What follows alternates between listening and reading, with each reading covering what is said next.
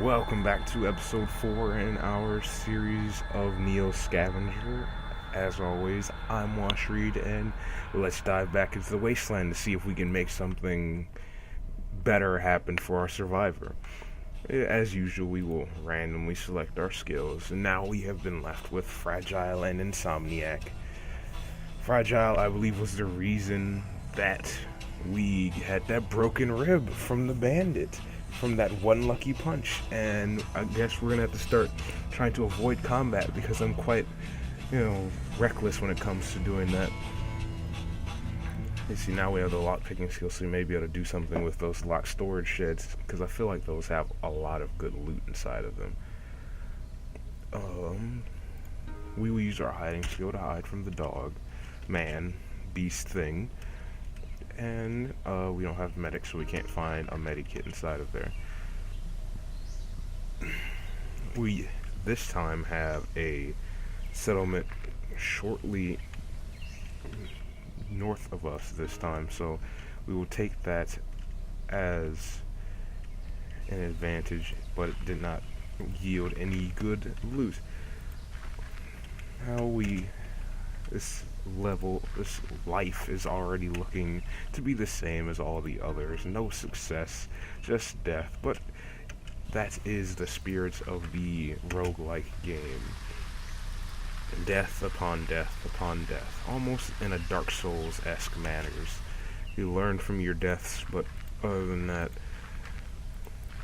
it's up to you really what you learn from the deaths. But apparently I haven't been learning much from my deaths. Okay, we found a plastic bag that will serve as our backpack, and we will hold this cornucola plastic bottle, put some water inside of it. We have water purification tablets. This game isn't fully developed yet, so I don't know if I've yet to find like nasty water, so I'm not gonna actually take that for space sake. We found sleeping pills, I believe. I don't know what those are. Since we're not a medic, we don't know what they do.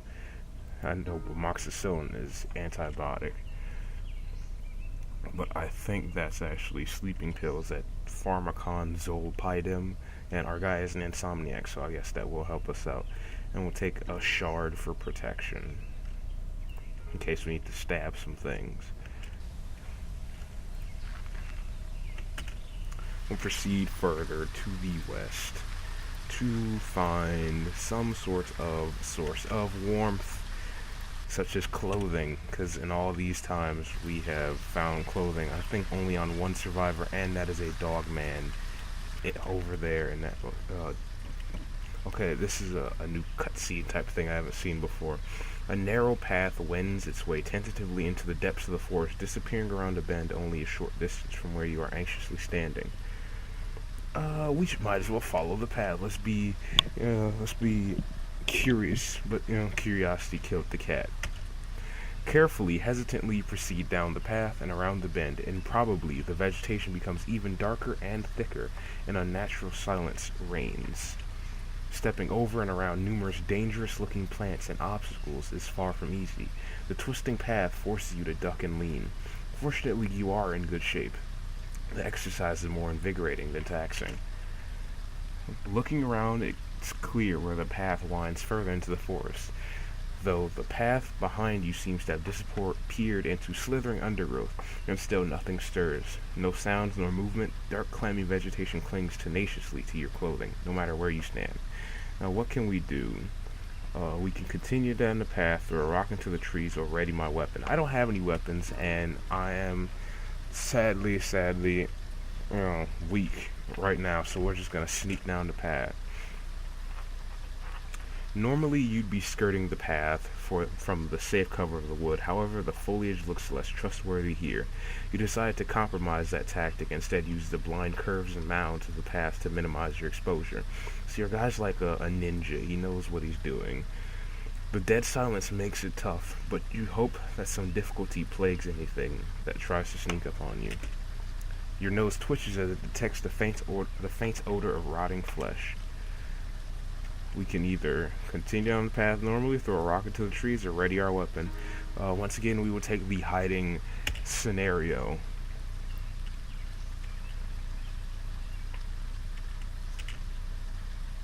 Okay, once again, your nose switches detects a faint odor. I don't think we're gonna get any further by hiding. So let's throw a rock into the trees ahead. Ah, rocks, the poor man's scout. You pry a fist-sized stone from the damp underbrush and heave it forward. Unfortunately, in the silence of the wood, you make almost as much noise throwing the rock as it does landing in the muck up ahead. Silence resumes as the stone settles under some plants. Any nearby creatures remain hidden, though now informed that you can throw rocks. You notice a distant sound of breaking branches. It jars rudely against the harsh silence. Cocking your head to hear better, you flinch as it grows in volume. It's heading your way, a rhythmic pounding separated by gaps of dismembering vegetation, like it's leaping or galloping great distances. It's coming closer, much closer. An unstoppable force forewarned by a deep guttural growling. Tensing, you realize that whatever hellish abomination this is will be upon you in moments. We can fight the beast like a idiot in our current state. We can try to evade the beast, or we can hide from the beast. And I think our best chance to survive is hiding from it. One thing this forest has in spades is good cover. Using that to your advantage, you slide up against a hollow and focus on not making a single creak. The creature bounds into view, and it's unlike anything you've ever seen before. A gray, hulking beast stoops on 3 legs, with 2 clawed arms protruding from its underside. It leaps with an alarming range, quickly covering the area as it searches. Then it bounds in the direction it was originally traveling, stopping occasionally to search. So we are in probably the most danger right now as we ever have been under any other circumstances, up against dogmen and running from melon heads and fighting dogmen. When the beast has passed beyond earshot, you notice a path opened through the dense vegetation. It definitely wasn't there before. Was it? Time to get out of this place. Oh my god. That is now officially on our map. The Strange Forest. Oh, the dogman's coming our way. No, we're leaving this forest. Regardless, we need to get away from the dogman more than anything. Let's...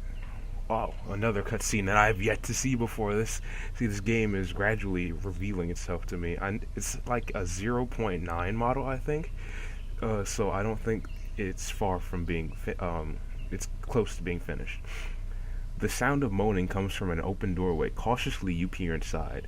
The multi-story building is visibly crumbling. A dirty, long-haired man is lying in a corner. We finally found another human in all our travels. This is wonderful. His leg trapped under a metal beam, his companion clad in torn leather, straining at the beam, looks as you enter. Help us out, buddy. It's too heavy to lift on my own. It's not hard to see that moving the beam would be a risk, would risk a further collapse. We can either give the man a drink,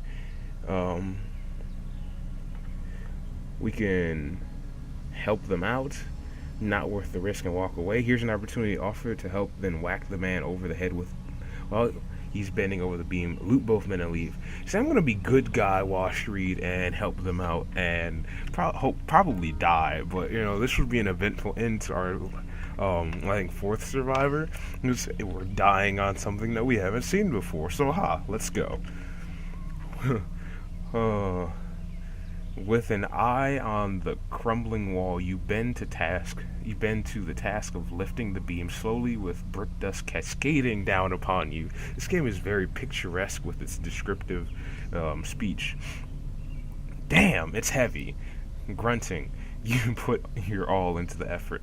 The trapped man pulls free and crawls clear. The second man suddenly lets go of the beam to assist, leaving you supporting its entire weight alone. Spasms running up and down your back, you drop it with a resounding crash. Miraculously, the wall stays upright. You turn to check the men, but they have already left. Your conscience is pleased, but barely makes up for the energy you've expended on those ingrates. Man, I should have looted them. I'm so stupid. Oh, I could have got some nice stuff. Oh my god. And the dogman is upon us. The dogman is upon us. We are desperately retreating. We must desperately retreat, because we cannot deal with this dogman. Thank you. we will take this chance to search some things, but we will scavenge discreetly because we are under no circumstances to be scavenging in any other fashion. So we found more water purification tablets, more amoxicillin. What I know we could do is we could empty out the amoxicillin and actually just put it inside another jar rather than having to carry around 2 bottles. And I think that's what we're gonna do. And we will do the same. No, we'll take the painkillers, and there's more sleeping pills. So we will do the same empty out maneuver and put inside the other can. This is getting more and more exciting. I was considering like ending this because I didn't think there would be any more stuff, but I was just not looking hard enough. Well, because we found a better plastic bag, we will take this other plastic bag, empty out the contents of our former one, and proceed on with our lives. What else do we have? The cornucola plastic bottle. We'll take these dirty rags too, because, never know, a dog man could come upon us like it already is. I'm being very risky right now, just not moving away from him. I should really move away from him, but I'm gonna see what it do. This is not a safe area for me right now. This life is not safe. We cut ourselves on some broken glass. We cut our chest. You see, we have minor cut, minor bleeding, and minor pain. So what we will use is a nasty, dirty rag on our cut, and hope we don't get infected from said dirty rag. And we will search this abandoned house. We will hide, because we don't want to draw attention to ourselves, because we are a weak boy. And we found another plastic bottle. Let's drink the water in that plastic bottle and take those clean rags, actually, rather than those dirty rags. We don't need that other shopping bag, so we will take some dirty rags as well. Can we stack those dirty rags to 9 and 10 stack? No, we cannot. I guess 10 is the maximum stack for any item in this game. Learning more and more every minute. Oh my god, this is just getting more and more exciting. What else can we do? Should we take that water tester? There's no charges in it, so we don't need it. But what it could do is we could sell it at some point if we could find somebody to trade with, because these things all have value, like dollar values, as if we can trade. But I've yet to see anything tradable or see anybody trade that I can trade with. You see, I want to go back and finish scavenging that environment, but it's so risky. Let's clear one of the things we probably should have been doing is covering our tracks occasionally. We can hide our tracks wherever we go. Okay, we found a storage shed. Oh, it's not really nighttime. I mean, it's not really like, oh, we found a glass shiv instead of just a regular old shard of glass. But I felt like we should have waited to search that, so that we could have possibly, what am I trying to say? Oh yeah, so we could have possibly found more loot because of nighttime. Okay, so we are in a city hex. So with the city hex, we come upon a car. So just the thing we were looking for. We come upon a car and a sleeping bag. Exactly what we were looking for, actually. Because our guy is hypothermic and sleeping bags help with that. Okay, we'll leave the car and we will put down our sleeping bag. What happened to our sleeping bag? Oh.